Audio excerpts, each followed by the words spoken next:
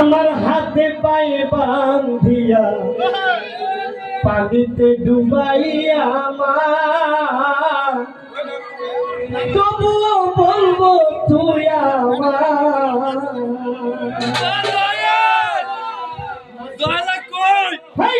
ভাবেলি রশি দিয়া